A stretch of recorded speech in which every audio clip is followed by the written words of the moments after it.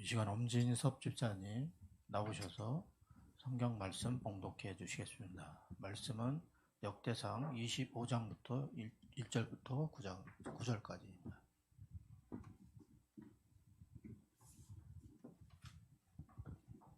봉독하겠습니다. 다윗이 군대 지휘관들과 더불어 아삽과 헤만과 여두둔의 자손 중에서 구별하여 섬기게 하되 수금과 비파와 재금을 잡아 신령한 노래를 하게 하였으니 그 직무대로 일하는 자의 수요는 이러하니라.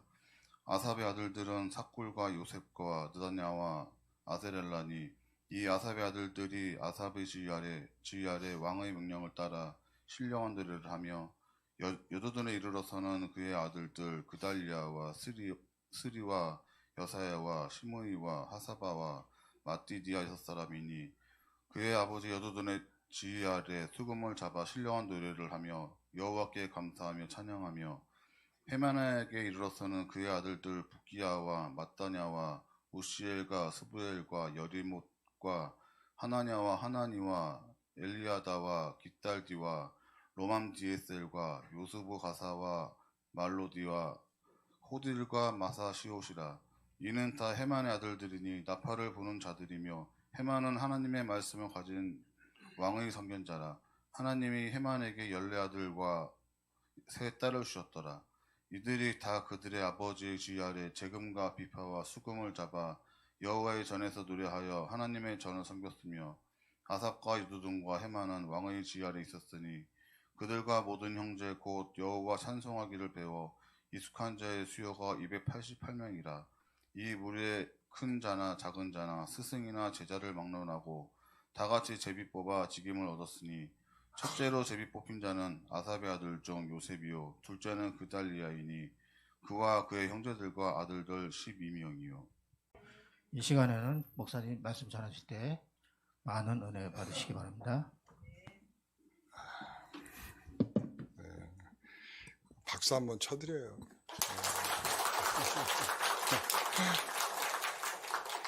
네, 감사합니다. 우리가 신앙생활하면서 어떤 용어를 통해서 내용을 담는 경우들이 많아요. 그래서 우리가 지금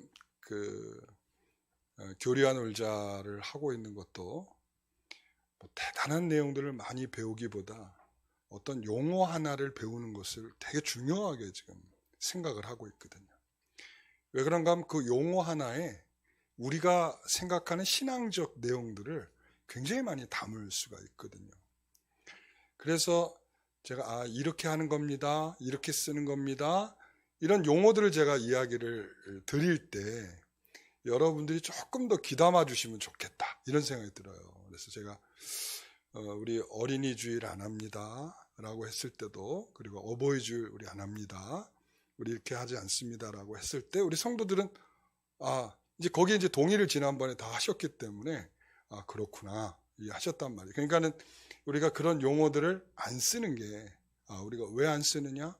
우리는 이 주의 날은 온전히 하나님께만 돌려야 될 주의 날인데 거기에 어버이다, 물론 어버이를 존중하고 하는 것에 대해서는 우리가 전혀 이견이 없죠. 그래서 우리가 꽃도 달아드리고 선물도 드리고 나들이도 모시고 가고 하는 일들을 우리가 하는 것이기 때문에 기본적인 내용과 생각은 우리가 다 담고 있지만 그러나 주일에는 접목하지 않는다라는 거. 그 다음에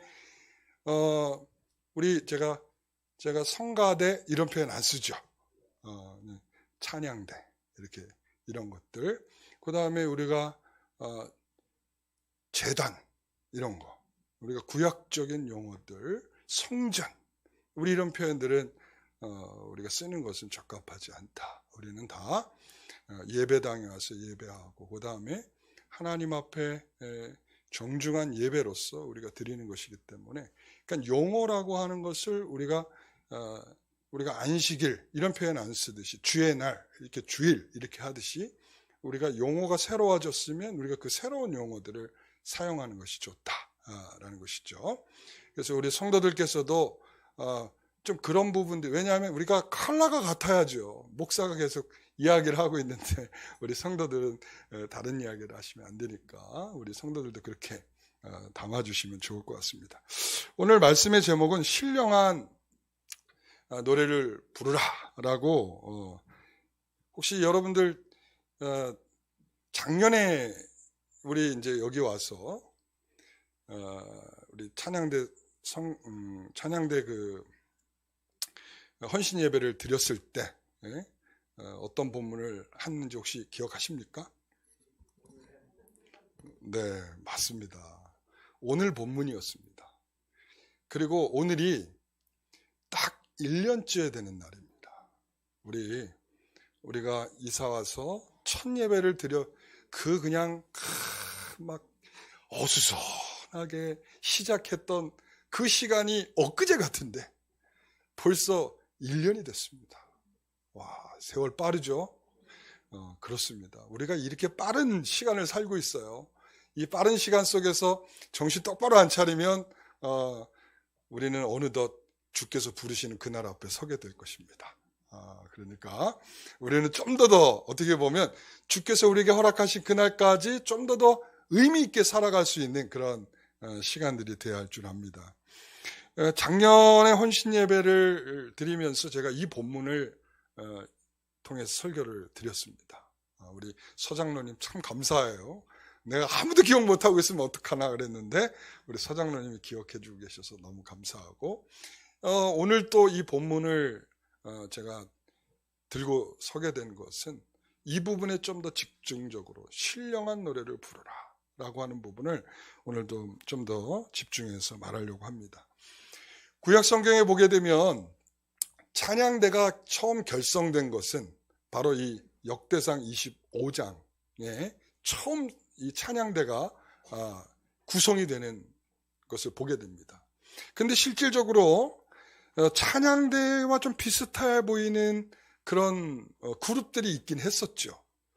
예를 들자면 이 홍해를 건너고 난 다음에 모세의 노래, 모세가 다 찬양을 하나님 앞에 지어서 부르고, 그리고 또 미리암이 여인들과 함께 소고치고 막 하면서 그 찬양을 드리던 그 모습은 일종에 보면 명시는 돼 있지는 않지만 찬양대 같은 그런 굉장히 훌륭한 모습이 있었죠. 그래서 출애굽기 15장 1절에 보면 이때 모세와 이스라엘 자손이 이 노래로 여호와께 노래하니, 20절 아론의 누이 선지자 미리암이 손에 소고를 잡으매, 그리고 모든 여인도 그를 따라 나오며 소고를 잡고 춤추니, 그 다음에 21절 미리암이 그들에게 화답하여 이르되 너희는 여호와를 찬송하라.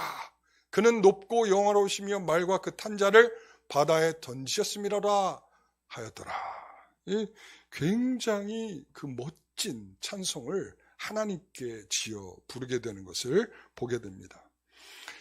다윗은 오늘 여기에서 이렇게 찬양대를 조직하게 되었을 때 왜 이렇게 조직하게 되었을까 이렇게 생각을 해보면, 그가 이제 만년에 마지막 죽음에 가까이 오고 있을 때, 죽음이 가까이 찾아오고 있을 때 이제 솔로몬에게 모든 것을 이양하면서 무엇을 중요하게 여겼는가라고 하는 것은, 첫째는 군대 조직을 되게 중요하게 여겼습니다.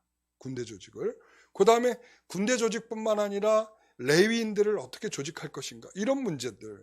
그 다음에 그 레위인 가운데 찬양대를 어떻게 세울 것인가 라고 하는 이런 문제들을 차근히 역대상에 다루고 있어요. 23장 1절에서 5절까지의 말씀을 한번 같이 읽어보겠습니다. 다윗이 나이가 많이 늙음에 아들 솔로몬을 이스라엘 왕으로 삼고 이스라엘 모든 방백과 제사장과 레위 사람을 모았더라. 레위 사람은 30세 이상으로 계수하니 모든 남자의 수가 38,000명. 자, 레위인이 모두 몇 명이라고요? 38,000명. 자, 그 다음에 그 중에 24,000명은 여호와의 성전의 일을 보살피는 자요, 6,000명은 간원과 재판관이요, 그리고 4,000명은 문지기요, 그 다음에 4,000명은 그가 여호와께 찬송을 드리기 위하여 만든 악기로 찬송하는 자들이라. 자, 이랬습니다. 그러면 찬양을 위해서 레위인 가운데 구별해낸 사람들이 모두 몇 명이에요? 4,000명이 있었다. 자, 4,000명. 어마어마하죠? 4,000명이면 악기를 들고 그리고 또 노래를 부르고 이런 찬양대가 4,000명이면 다 좋을 텐데 그렇게 한 것은 아니고, 자 이제 25장으로 넘어와서 보게 되면 7절에 자, 같이 읽어봅니다. 그들과 모든 형제 곧 여호와 찬송하기를 배워 익숙한 자의 수요가 288명이라. 자 뭐라고요? 익숙한 자, 찬송을 배워서 익숙한 자의 수요가 288명이라. 그러니까 4,000명의 찬양대를 세웠는데 그 중에서 집중적으로 이 풀타임으로 24시간을 돌아갈 수 있는 24반을 구성해서 288명, 12명씩 24반을 만들어 가지고 이제 찬양을 드릴 수 있는 그런 조직을 했단 말이죠. 자, 그래서 9절에서 31절까지 쭉 설명되어 있듯이 12명씩 24개의 그룹으로 나누어서 이 특징은 뭔가 하면 큰 자나 작은 자나 스승이나 제자나 상관없이 그들을 한 무리로 만들었다는 거예요. 차별이 없이 구성했다라는 거죠. 차별이 없이. 여러분, 우리가 찬양대를 이렇게 구성하다 보면 내가 나이가 많아서 나는 못하죠. 여러분, 그런 생각을 한다는 자체는 성경적이진 않다, 이렇게 말할 수 있는 거예요. 왜냐하면 나이가 찬양대를 할 수 있느냐 없느냐를 구분하고 있지 않다. 세대간이 서로 어우러져서 이 찬양대에 함께하였고 스승과 제자도 함께하였고 정말 하나님의 놀라운 섞음이 여기에 나타나고 있다는 것을 볼 수가 있죠. 그래서 여기에서는 이 배정 방식은 어떻게 했냐면 25장 9절에 보면 첫째로 제비를 뽑은 자, 그러니까 제비를 뽑았어요. 제비를 뽑았다는 것은 특별한 사람에게 집중되지 않도록 하는 것입니다. 그리고 끼리끼리 너는 나하고 마음에 맞으니까 내가 너하고만 찬양할게, 이게 아니고 여기에서 제비를 뽑아가지고 누구든 대상자가 돼서 함께 이 그룹을 만들어줬다는 것입니다. 그리고 공평하게 배정을 했다는 거예요. 그리고 또한 여기서 중요한 원리입니다. 하나님을 섬기는 일의 공평성뿐만 아니라 하나님께서 뽑은 사람으로서 이루어지게 되도록 하나님께서 제비로 이 사람들을 뽑았다, 이렇게 말씀을 하고 있는 거죠. 그래서 찬양하는 일을 뭐 하도록? 구별하여서 섬기도록 했다. 자, 이 구별하여 섬기도록 하는 일을 누가 처음에 이렇게 했을까라고 하면 1절에 이렇게 말하죠. 다윗과 군대 지휘관들. 아니, 군대 지휘관들이 여기 왜 나오죠?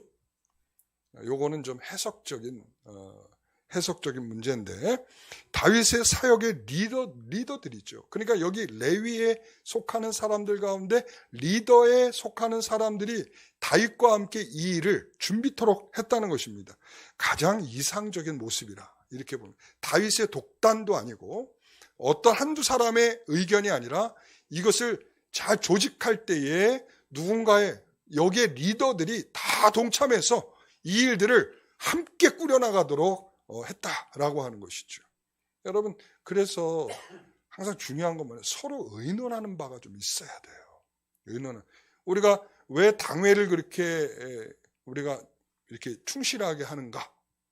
왜 그렇습니까? 그러니까 그것은 누구의 하나의 의견으로서 되는 것이 아니라 하나님께서는 우리에게 당회를 통해서 일하도록, 공동회의를 통해서 일하도록, 그래서 서로가 서로의 의견을 나누어서 좋은 방법을 함께 찾아서 좋은 결정을 내리도록 하는 거 매우 중요합니다.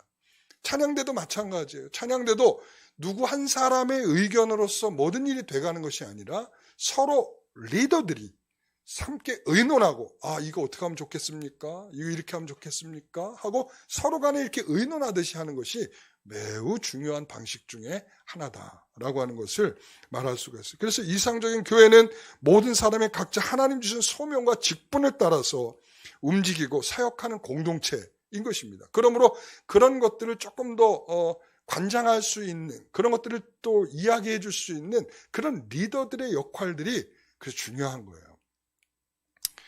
그래서 중요한 것은 리더들은 그런 사람들을 잘 분별해야 하고 적절한 자리에서 봉사하도록 하는 역할을 하는 것이죠. 그래서 첫째는 리더들이 섬김의 본이 되지 않으면 안 돼요.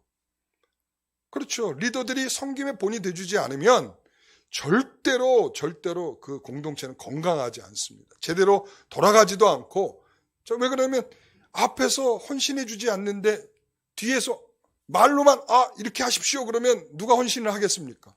앞에서 헌신하면 뒤에 가는 사람들, 뒤에 따라가는 사람들은 자동적으로 이렇게 해야 되는구나 하고 따라가게 돼 있는 것입니다. 그래서 건강한 공동체는 앞에 선자들이, 리더들이 좀 더 헌신적인 모습들이 있어야 말로 하지 아니하고 몸으로 말하여 그것들이 잘 움직여갈 수 있도록 만들어 가는 거죠. 여러분, 오늘 찬양대에 우리는 선입견이 있을 수 있어요. 노래를 잘하는 사람, 그것이 아니고 배워서 익숙한 사람이라는 겁니다. 뭐라고요?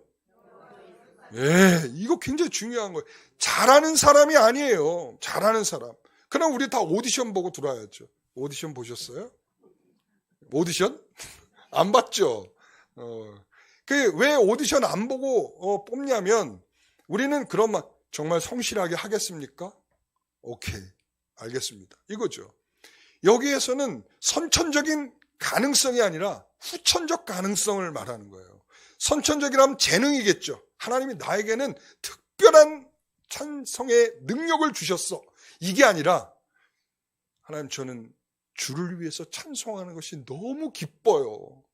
그래서 뭐 한 곡을 딱 연습하고 나면 집에 돌아가가지고는 그냥 반복해서 매일매일 그 찬송을 부르면서 준비해 가는 거죠. 그런 마음들이 있어야 돼요. 주일날 딱 부르고 가서 멜로디 다 잊어버리고 주일날 딱 와서 다시 멜로디를 상기해. 이거는 아니란 말이죠. 그러니까 적어도 후천적이라 하면 배워서 익숙하다라고 하는 것은 내가 매일매일 부르고 또 부르고 또 불러서 주일날에는 정말 가사를 보지도 않고 부를 수 있을 정도가 되어야 진짜 찬양에 내가 거기에 혼연일체되어 있는, 정말 그 가사에 내 마음이 다 담기는 온전한 찬송이 되지 않을까. 여러분, 그런 생각을 해봅니다. 우리 그렇게 하시죠? 다 그렇게 하고 있을 줄 믿어요. 내가 연습하는 건 내가 안 봐서 잘 몰라. 그러나 그렇게 할 줄 내가 믿고서 말하는 거예요. 다 그렇게 할 줄 알고. 그렇습니다. 그래서 내가 성실하게 잘 준비해서 하나님을 찬송할 수 있는 것, 이게 굉장히 중요한 거예요. 그래서 여기에서 오디션 보고 288명을 뽑은 게 아니라 288명을 어떻게 뽑았다고요? 아니, 어떻게? 배워서 익숙한 사람을, 선천적인 사람을 뽑은 게 아니라 배워서 익숙해진 사람들, 그래서 그런 사람들을 뽑아가지고 그 가운데에서 12반을 나눌 때 제비를 뽑았다. 이제 그런 얘기죠. 네, 그렇습니다. 그러니까 여러분, 우리가 너무 쉽게 혹시 이 찬양대를 세운 거 아닌가? 연습도 안 하는데 막 찬양대 그냥 괜찮다 뭐 이렇게 되는 거 아닌가? 뭐 이런 생각도 들기는 합니다만은, 제가 가끔가다 그런 생각, 연습들 잘했나? 이렇게 뒤에서 앉아서 제가 찬양을 이렇게 듣고 있을 때는 그럴 때가 좀 있을 때가 있어요. 정말 연습들 잘했나? 지난도 한 주간 동안 정말 찬양을 통해서 하나님께 영광 돌리면서 살았나? 그 가사를 정말 읊조리면서 내 마음으로 담아내서 그 찬송을 정말 불렀나? 이게 조금 어느 때는 의심스러울 때가 좀 있어요. 조금.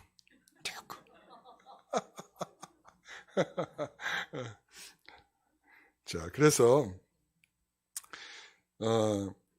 이런 사람이 제일 고민스러운 거예요. 재능도 없고 연습도 안 하는 사람.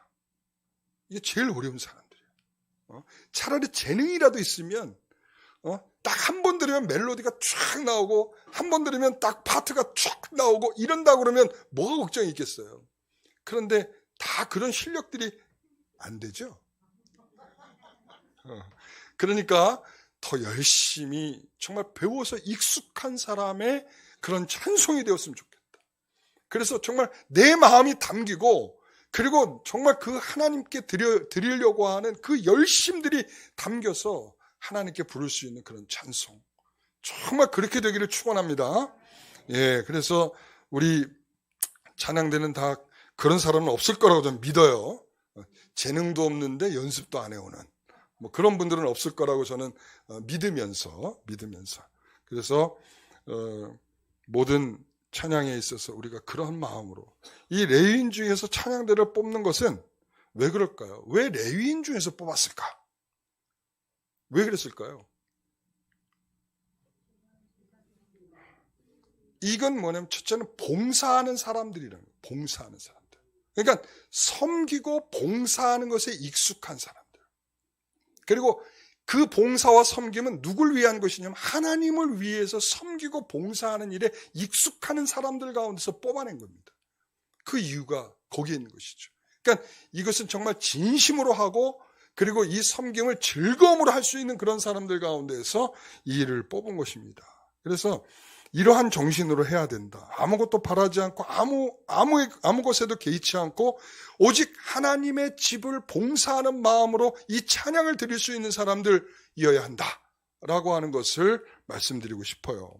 그래서 제사장을 도와서 제사를 이렇게 드리는 그런 일들이 있지만 이 찬양대는 가장 영광스럽고 기쁘고 즐거운 일인 줄 알고 기쁨으로써 그 찬양을 드리는 거예요.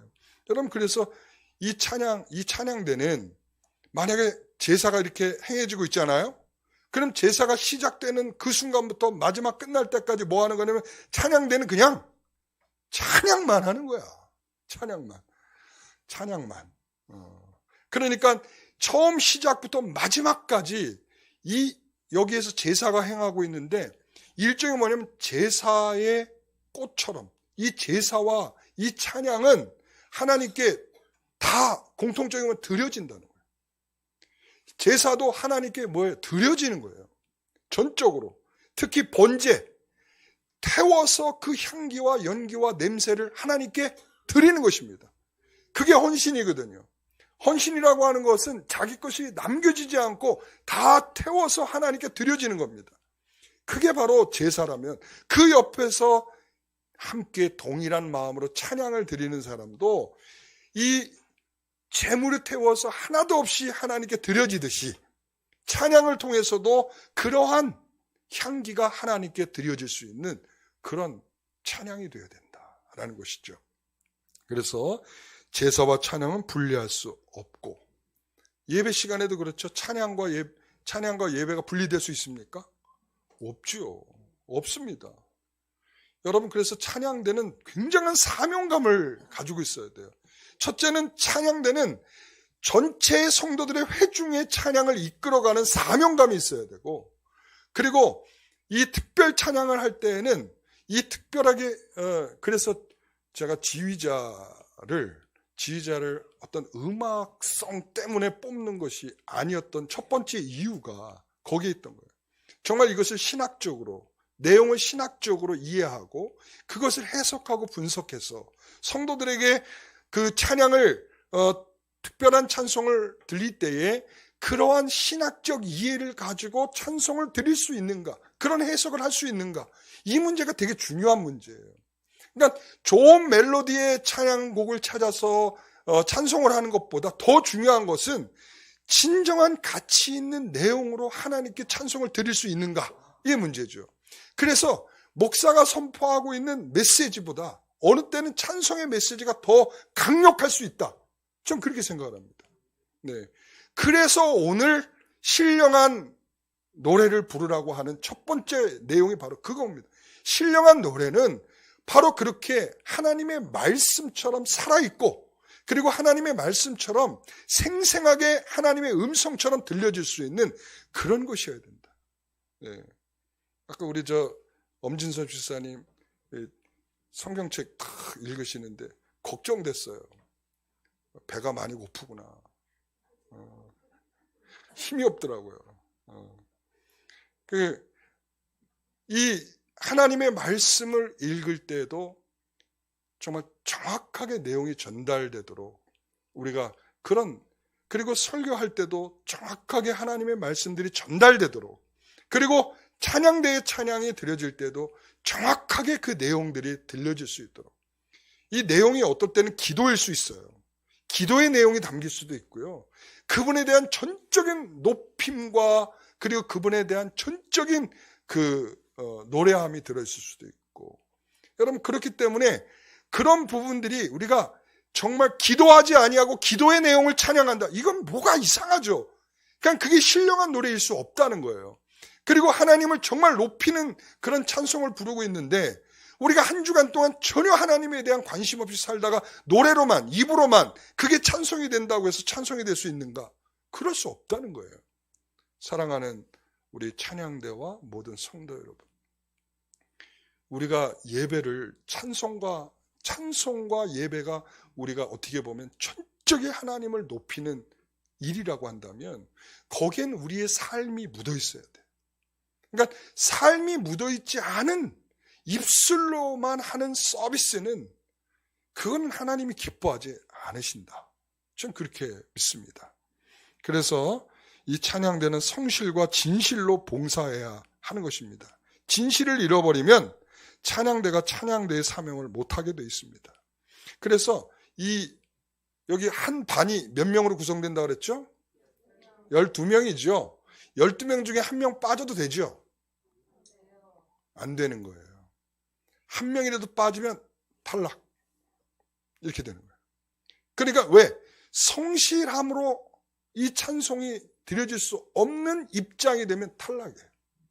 그러니까 얘만 안 나왔는데요. 얘만 빼고 그럼 우리만 다 해야 되지 않나요? 안 돼. 안 되는 거예요. 다 같이 안 되거나 다 같이 되거나 이런 거죠. 여러분 전원이 배우고 연습하여 익숙하게 됐을 때 온전한 찬양이 된다라는 거예요. 그러니까 나 혼자 나는 립싱크를 해도 뭐 다른 사람들이 다 하니까 되겠지. 이거 안 된다는 거예요. 내가 성실하게 임해서 내가 그 자리에 참석하고 연습해서 정말 익숙하여져서 하나님을 노래할 정도가 돼야 그래야 진정한 찬양이라는 거죠.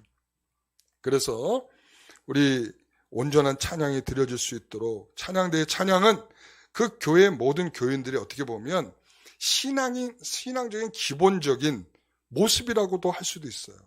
왜 그러냐면 우리는 그래도 조금 이 구성 비율이 전체적이진 않죠. 전체적이진 않지만 어떻게 보면 이 찬양대가 외부에서 온 사람들에게 첫눈일 수도 있어요.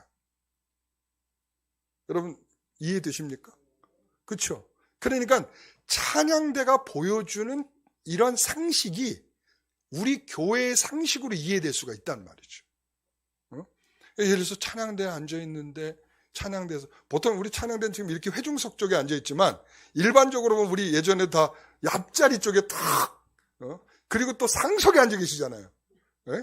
그런데 그 앉아 계시는데 거기서 꾸벅꾸벅 졸고 있거나 그리고 뭔가 딴짓을 하고 있거나 그러면 이 교회는 뭔가 찬양대 하는 정도의 수준인데 저 앞에서 저렇게 하고 있구나.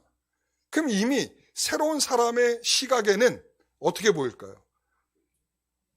우리 교회에 대한 이해가 탁 뚫어버리는 거죠. 그래서 여러분 우리는 이 찬양대에서 흘러나오는 것 단순히 찬양만이 아니라 성도들의 수준이고요. 성도들의 매너이고요. 하나님을 향한 자세까지도 우리는 그 찬양대를 통해서 확인되고 있다는 거죠. 저는 그렇기 때문에 찬양대의 한 모습, 왜냐하면 유니폼까지 다 입었잖아.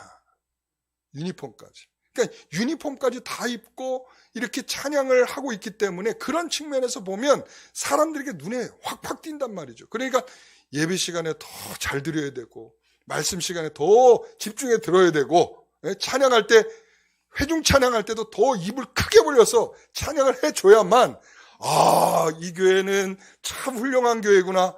이렇게 찬양을 저렇게 멋지게 잘 인도하고 있구나. 이렇게 생각을 하고 등록해야지. 이렇게 되는 거죠. 아시겠죠? 앞으로 등록이 안 되면 다 우리 찬양대 책임이라고 내가 돌릴 거예요. 그래서 성도 간의 하모니가 어떻게 되는지, 그리고 지휘자의 지시에 따라서 순종하고 먼저 와서 온 사람이 나중 온 사람의 섬기는 모습, 하나님을 향해 노래하는 이 하나님을 향한 신실함들이 결과적으로 성가대 안에서, 찬양대 안에서 여기서 얼마나 확인되는지 모릅니다. 그러므로 우리는 그 안에서 정말 하나님의 좋은 본들이 나타날 수 있도록 우리 찬양대가 힘을 써주셔야 된다. 저는 그렇게 믿습니다. 그래서 그들이 부르는 노래는 어떤 노래다? 신령한 노래다. 자, 25장 1절을 보시게 되면 자, 이렇게 말합니다. 수금과 비파와 재금을 잡아 신령한 노래를 하게 하였으니, 자, 그 다음에 2절, 명령을 따라 신령한 노래를 하며, 3절, 수금을 잡아 신령한 노래를 하며 여호와께 감사하며 찬양하며. 자, 이 신령한 노래는 문자적으로 보면 예언하는 일, 신령한 노래는 예언하는 일이다. 그렇구나. 예언하는 일이라는 것이 여기서 아삽, 헤만, 여두둔, 이 사람들은 전부 다 뭐라고 불려요? 선견자다, 이렇게 불려지고 있어요. 오늘 5절에 보세요. 5절을 보면 이렇게 되어 있죠. 이는 다 헤만의 아들들이 나팔을 부는 자들이며 헤만은 하나님의 말씀을 가진 왕의 선견자라. 이렇게. 선견자는 우리가 일반적으로 선지자, 이또라든지 그 다음에 예후라든지 이런 선지자들을 말할 때 동일한 표현들을 쓰고 있다는 거예요. 그러니까 이들은 그 선지자들과 거의 동등한 입장에서 있는 사람들이다, 이런 말이죠. 그래서 그 선지자라는 그 호칭은, 그 사역이 결과적으로 무엇을 포함하고 있냐면 예언하는 일을 포함하고 있다라는 거예요. 예언하는 일. 오, 대단하다. 대단하죠? 네. 찬양대는 예언하는. 그래서 찬양대가 많이 사용한 가사들은 어떤 내용들일까요? 어떤 내용들일까요? 시편에 보면 나오잖아요. 이들의 아니까 시편의 이 전형적인 내용, 그러니까 예언이라고 하는 의미가 전형적인 어떤 내용들을 포함하고 있다라는 거예요. 그래서 여러분, 시편을 우리가 어떤 한 사람의 감정적인 고백이다 이렇게 표현할 수도 있지만 그렇지 않습니다. 이 시편엔 상당수가 예언의 내용을 담고 있습니다. 그래서 우리가 하나님 어찌하여 나를 버리시나이까? 이거 어디에 있어요? 네? 시편 22편에 있죠. 22편에. 네. 엘리 라마 사박다니. 이게 그렇게 될 것을 이미 시편은 자기의 심령을 통해서 표현하고 있는 것이지만 그 표현이 예언적이라는 거예요. 그러니까 그들은 예언을 하겠다 하고 표현한 것이 아니었는데 하나님께서는 그것을 예언으로 사용하고 계시다는 거예요. 그러니까 그러한 표현들을 통해서 그들이 찬송을 하고 있다라는 말이죠. 그러니까 아마도 성전에 사용될 찬양을 어떻게 보면 저작하는 것이 근거가 되었기 때문일 것인데, 이 성전에서 불려지는 내용들 중에 다수가 그래서 시편이고요. 이들은 단순한 자신의 감정의 시간이라 하나님의 섭리와 그리고 하나님의 성품과 때로는 창조와 그리고 때로는 예언의 내용들을 풍성히 담고서 그들이 하나님을 찬양하는 그런 내용을 담았다는 거예요. 그래서 이 시는 하나님의 영감에 의해서 쓰여진 것이고, 이런 차원에서 새 노래를 지어 여호와께 불러드렸다는 것은 곧 선지자들의 사역과 같이 그런 하나님의 영감에 의해서 그 내용이 선포되었다, 찬양되었다, 그런 것이죠. 그래서 우리가 시편 찬송을 부르는 첫 번째 이유 중에 하나가 거기에 있는 것입니다. 하나님께서 우리에게 주신 영감의 가사를 통해서 우리가 찬양을 드리는 것. 이게 바로 그 당시에 역대상에 기록되어 있는 다윗이 결성했던 찬양대가 불렀던 가사들입니다. 여러분, 실질적으로 오늘날에 비하면은 멜로디는 형편없어요. 멜로디는 형편없어요. 왜 그러냐면 3도를 벗어나지 않아. 3도를 벗어나지 않아. 3도를 벗어나지 않는 그런 멜로디를 가지고 그들이 찬송을 했단 말이죠. 마치 그냥 랩하는 거야, 랩. 랩 정도 수준이죠. 랩 정도 수준으로 그들이 이 찬송을 부르고 있는데, 그러니까 멜로디로 부르는 찬송이 아니라 일종의 그 가사가 하나님께 영광이 되어야 된다라는 것이죠. 그래서 제가 아까도 말씀드렸듯이 이 지휘자가 노래를 이 선택을 하고, 그리고 그것에 대해서 의미가, 신학적인 이해가 생기고, 그것을 통해서 이 찬양대가 찬양을 부르고 하는 그 일들이 매우 중요한 일이다라는 거예요. 그렇기 때문에 그러니까 아무런 가사가 달린, 그냥 멜로디 좋다고 어떤 찬양 그 지휘자들은 그런 지휘자가 있어. 그냥 멜로디가 좋을. 왜냐하면 그 사람들은 음악을 전공했으니까 뭘 생각을 해요? 응? 가사가 중요하지가 않아. 가사가 뭐가 중요해? 멜로디가 중요한 거야. 근데 성도들도 뭐냐면 또 그런 멜로디 나오면 아멘이 또 더 크네. 그러니까 이게 뭔가 하면 성도들도 마찬가지고 지휘자도 마찬가지고 어떤 곡을 선택하느냐? 멜로디가 좋고 뭔가 좀 번뜩이고 신나고 이런 것들을 선택한다. 더 중요한 건 뭐라고요? 가사라는 거예요. 가사. 가사가 정말 하나님을 온전히 찬송하고 있는가? 그래서 그것을 제대로 이해하고 지휘자가 성도들에게 그것을 내용을 소개하고 그런 내용으로 하나님을 노래하고 있는가? 이게 중요한 거란 말이에요. 그래서 저는 어떻게 보면 전공자보다 신실한 성도로서 이 지휘를 하는 것이 더 바람직하다라고 믿는 이유 중에 하나가 거기에 있는 거예요. 찬란한 멜로디, 이게 중요한 게 아니고 정말 정말 신학적인 이해가 되어 있는 그러한 가사로서 하나님을 찬송하는 것, 이게 굉장히 중요하다는 말씀이죠. 그래서 이 선지자의 가장 핵심적인 사역이 뭐예요? 하나님의 말씀이죠. 하나님의 말씀을 가르치는 점이고, 그런 걸 감안할 때 하나님의 뜻과 섭리를 음악으로 표현한 이들의 노래는 뭐라고요? 예언이라는 말씀이죠. 그래서 저자는 찬양대를 선지자들이라 부르는 것이고 그런 노래를 가리켜 신령한 노래다, 이렇게 말씀하고 있는 것입니다. 그래서 신령한 노래는 멜로디보다 뭐예요? 가사다. 찬양대에 찬양이 있을 때 그래서 아멘하는 것은 멜로디에 아멘하는 것이 아니고 가사에 아멘하는 것이다. 나도 그렇게 되기를 원합니다. 여러분들이 받는 게 아니에요. 회중들이 받는 게 아니에요. 뭐를? 찬양을요. 찬양은 하나님께 드려지는 것이잖아요. 그러니까 하나님이 드려지고 하나님께 우리는 뭐 하는 거예요? 공감하는 거죠. 저도 그러기를 원합니다. 아멘. 진실하게 그렇게 되기를 원합니다. 아멘. 그렇게 되는 거죠. 그래서 우리는 찬송은 사람의 청각을 자극하는 오락물이 아니라는 거. 그래서 찬송은 가슴속 깊은 곳에서 소리치는 영혼의 부르짖음이라는 거. 여러분, 우리는 그것을 명심하시기 바랍니다. 그래서 지휘자가 가지고 있는 믿음과 경건으로 전 대원이 한 마음과 한 뜻이 돼서 이 화답할 때 진실한 찬송, 신령한 노래의 합창이 되는 것입니다. 아시겠죠? 네, 우리가 앞으로 그렇게 될 수 있도록 우리 찬양대를 응원하는 박수 한번 할까요? 자, 그렇게 되기를 원합니다. 할렐루야. 네, 그렇습니다. 우리 찬양대 이제 박수 받았으니까 잘할 거예요, 더. 그죠? 네, 그렇습니다. 기도하겠습니다. 하나님 감사합니다.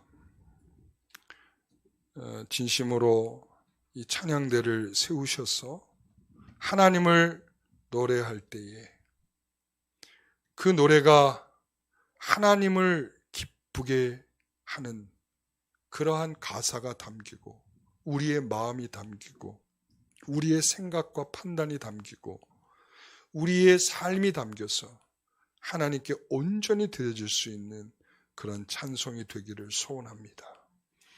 다 우리는 마음이 부패하였고 그리고 썩은 것을 더 탐스럽게 여기려고 하는 그런 마음의 자극들이 있습니다. 하나님, 그런 우리들을 다스려서 정말 하나님을 향하여 거룩한 찬송이 되기를 원할 때에 하나님, 우리의 삶을 더욱 거룩하게 하게 하여 주시옵소서. 우리들의 삶이 한 주간을 살 때 더욱 주님을 향하여 믿음으로 살게 하여 주시고 그런 아름다운 삶을 통하여 하나님을 노래하는 그런 멋진 찬양대 우리 되게 하여 주시옵소서.